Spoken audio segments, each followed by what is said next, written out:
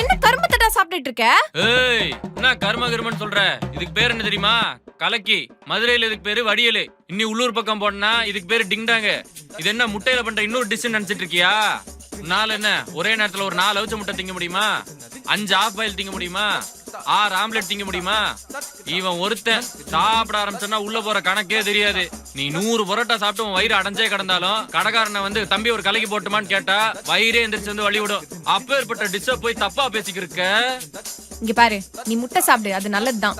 அதுக்காக இப்படி ஒழுங்கா வேகாத முட்டையெல்லாம் சாப்பிட்டா எவ்வளவு ரிஸ்க் தெரியுமா? இதுக்குள்ள எவ்வளவு சால்மனெல்லா டைஃபி பாக்டீரியா இருக்கும் தெரியுமா? இதெல்லாம் சாப்பிட்டா டைஃபாய்டு வந்து படுத்துருவடா. பத்தாததுக்கு 1/2 பாட்டில் எண்ணெய் வேற ஊத்தி வச்சிருக்க. இதெல்லாம் சாப்பிட்டு கொலஸ்ட்ரால் வந்து ஹார்ட் அட்டாக்ல சாகணுமா உனக்கு? இதெல்லாம் நாங்க டாக்டர் பால் சொல்லியே கேட்டதில்ல. நீ சொன்னா மட்டும் கேட்டுருவனா? கீழ கிடக்குறதெல்லாம் எடுத்து பிளேட்ல போட்டுட்டு இருக்க. கீழ விழுந்து 5 செகண்ட்குள்ள எடுத்துட்டா ஜெர்ம்ஸ் பரவாது.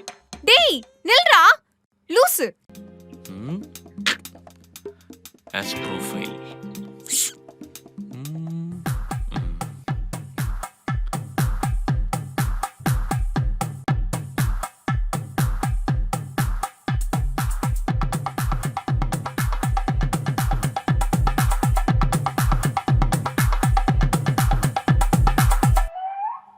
இங்க பாரு, இந்த கலர் சூப்பரா இருக்குல்ல?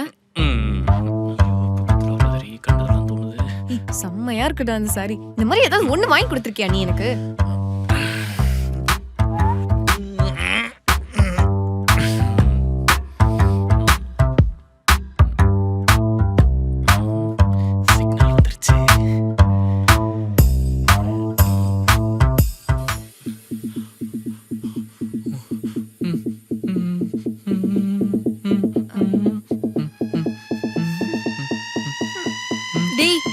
மவுத் வாஷ் யூஸ் பண்ணியா?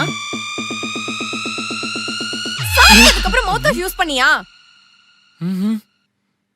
எத்தனை தடவை சொல்லிருக்கேன் சாப்பிட்டதுக்கு அப்புறம் மவுத் வாஷ் யூஸ் பண்ண சொல்லி. இப்படி எப்படின்றதுக்குள்ள ஜெர்ம்ஸ் மல்டிப்ளை ஆகும்டா. சொன்னா ஏன் தான் உனக்கு புரிய மாட்டேங்குதோ? இனிமே மவுத் வாஷ் யூஸ் பண்ணாம என் பக்கத்துல வந்தா அவ்வளவுதான் சொல்லிட்டேன்.